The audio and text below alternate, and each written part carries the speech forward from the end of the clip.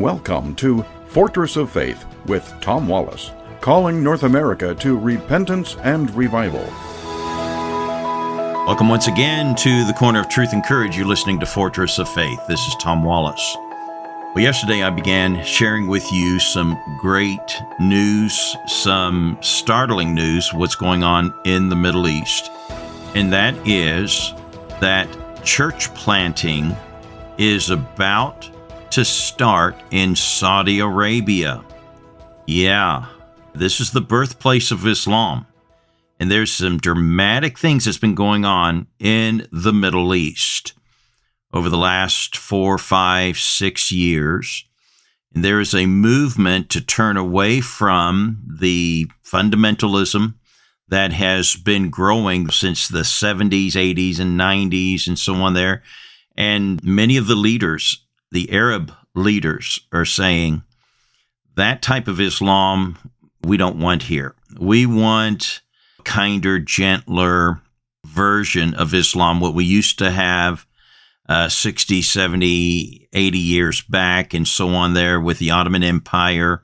And we want to return back to those days when Islam is kind of in the background, not in the foreground and in your face. They don't want the jihadism, and they don't want any of that stuff that's going on. So I'm going to share with you some more things that are taking place in the birthplace of Islam in Saudi Arabia and in the Middle East, give you a better understanding of that. So I hope you'll stay around with us as we get into it. Before we do, let me quickly share some things with you there. Number one, there's only a few days left now to vote for early voting.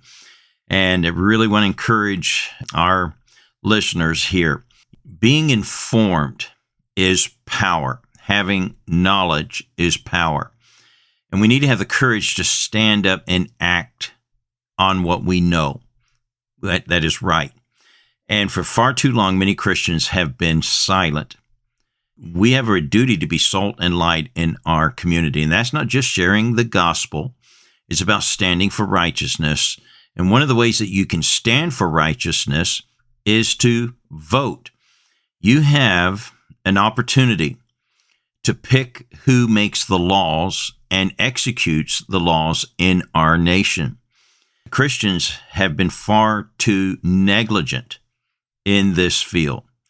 We have bought into the idea, which the enemy has given us, has been speaking this, all Christians shouldn't be involved in politics, separation of church and state and all that. That's not a biblical stance. And it's not even a correct understanding of separation of church and state. Our founders said that not to keep the church out of the state, but to keep the state out of the business of the church.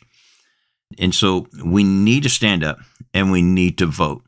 And it's a quite clear, obvious path. In fact, Kamala told us here when someone yelled out in one of her conferences, that Jesus is Lord. And she said, hold on a minute, you guys are at the wrong place. You need to be at the other campaign down the road. And actually, I think they said very clearly where Christians ought to be participating in their vote. And so get out and vote, and let's vote for righteousness. Second thing that I want to share with you, our ministry has been on the radio since 2011. We've had some ups and downs. We were on one station when we started back in February 2011. 3 years later, we were nationally syndicated on over 400 stations. We were riding that rodeo for about 3 years. We weren't ready for that massive growth, to tell you the truth. And it was a wild, wild ride.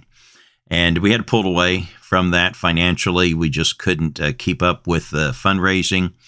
And I didn't want to spend all my time calling on our listeners to say, give, give, give, give, give. And I'm thankful for those who do give. I'm not here on radio to spend my time asking for your support and money. I want to share the message that's on our heart here. But we do need funding to do that. We pulled away from national syndication. We're on about 80, 90 stations, still nationwide, some small networks.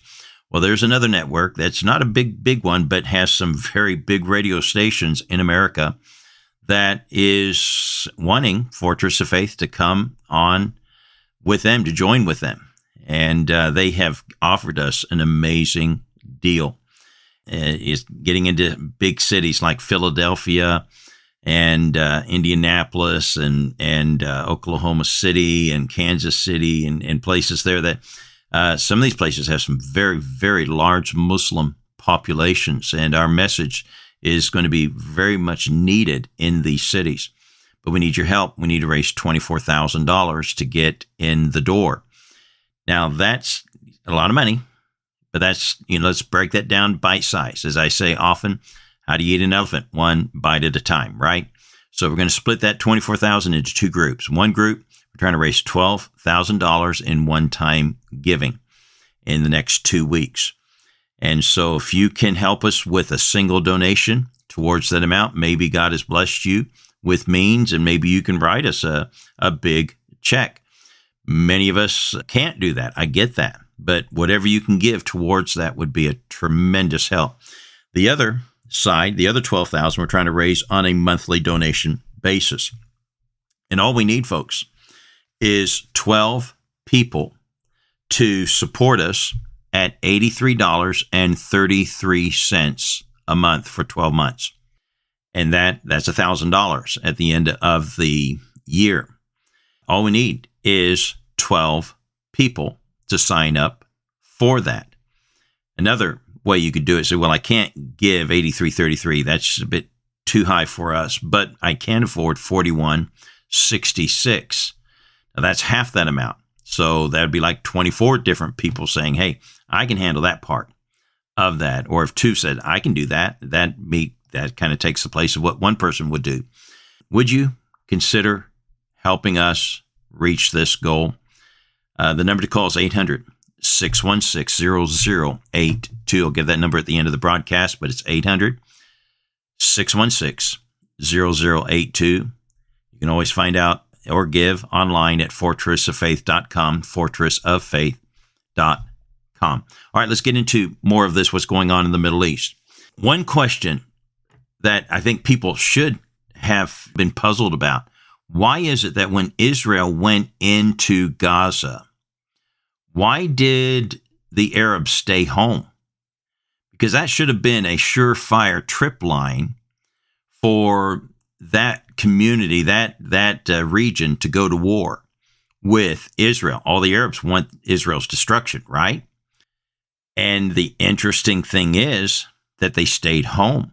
Now, when Hamas came in and took hostages, it forced the hand of Israel to send in a land force to invade into Gaza to get their hostages back. That's exactly what they were expecting. They knew Israel would come in. That's exactly what Iran wanted. Why? Why did Iran want to erupt the war with Israel? And the reason for it is because MBS, Mohammed bin Salman, had been speaking for about 3-4 years now that he was entertaining to sign the Abraham Accords.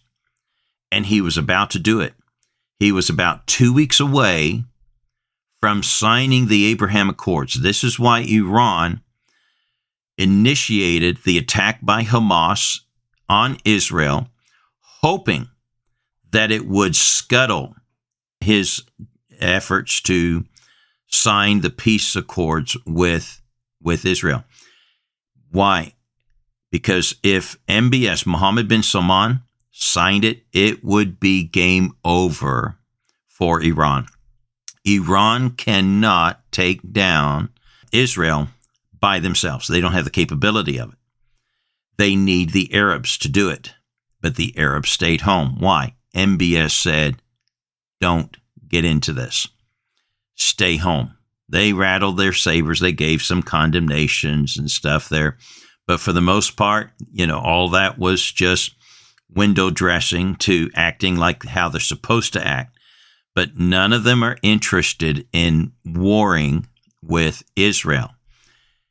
They've all seen that the nations that have signed the peace agreement with Israel have flourished financially. And it's not with oil. And all of the Arabs are afraid that their wealth has been built on oil. But one day that golden goose is going to dry up, as I spoke about yesterday. And MBS is the kind of like the leader of the Arabs. And once he chooses to sign this Abraham Accords that President Trump designed for a peace deal in the Middle East, when he signs it, it will be a domino effect. All the other nations will get involved. Now, let me share some stuff with you. This is kind of crazy what he's doing over in his country.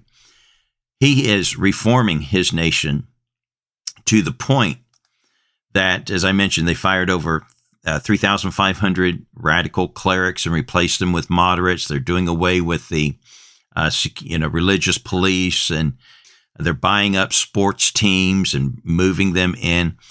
And the big thing they have to change is how they are about Islam, and we're allowing other countries to come in with other religions and allow other religions into the nation of Islam.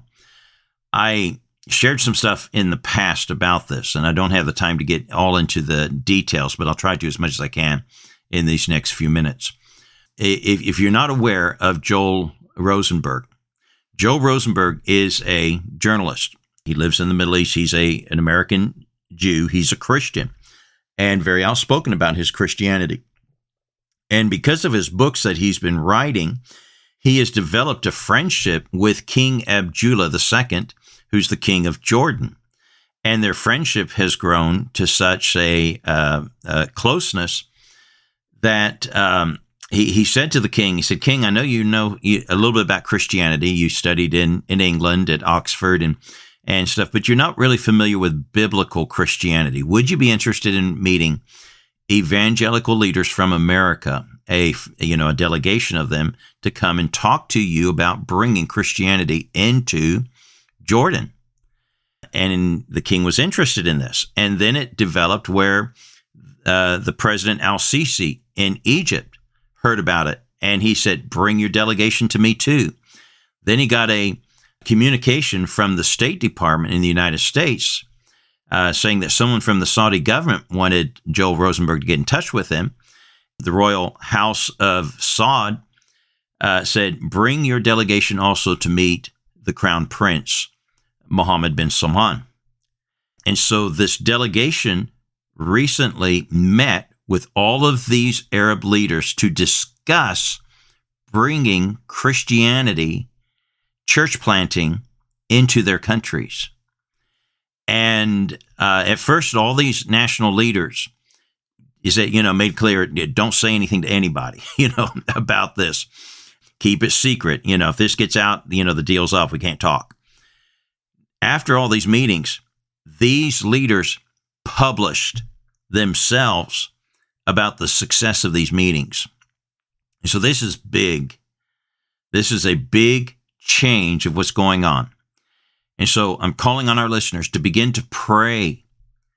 Pray that we will not miss this opportunity to take the gospel into the Middle East. This is an opportunity that, in the words of former President Trump, is huge.